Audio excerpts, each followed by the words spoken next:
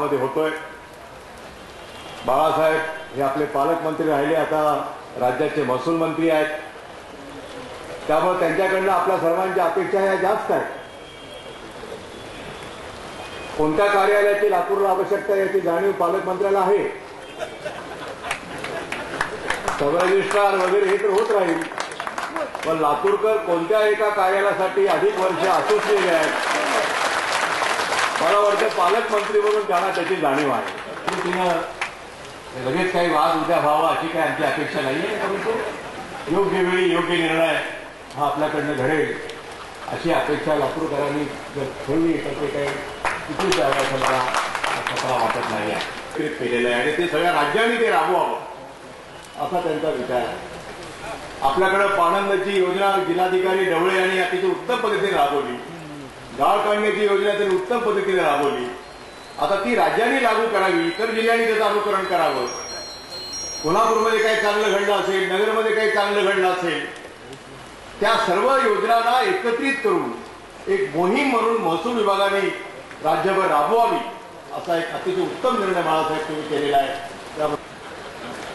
हवामान खातं ज्याला आपण म्हणू की पाऊस पडेल नाही पडेल, पण तुम्हाला एक बरं झालं की या खात्याचा मंत्री झाल्यापासून लातूरला पाऊस थांबलाच नाही। त्यामुळे फार काळजी करायचं काही कारण नाहीये, कारण माझ्याकडे पूर्वी लोक आता काही मागतच नाही, कारण अनुदान द्यायचं माझ्याकडे नाही, रस्ता द्यायचा माझ्याकडे नाहीये, फार फार तर पाऊस द्यायचं माझ्याकडे। पक्कड न ठरल्यामुळं या संदर्भामध्ये लातूरकरांना निश्चितपणानं विज्ञान आणि तंत्रज्ञान खातं काय आहे त्याची माहिती ही लवकरच लातूरकरांना मिळेल।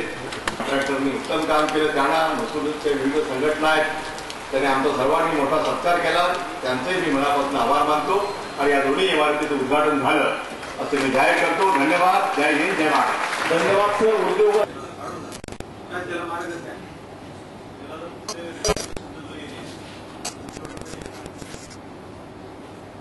नवीन मार्ग सुचवत त्या पद्धतीने मार्ग काहीतरी करता येईल।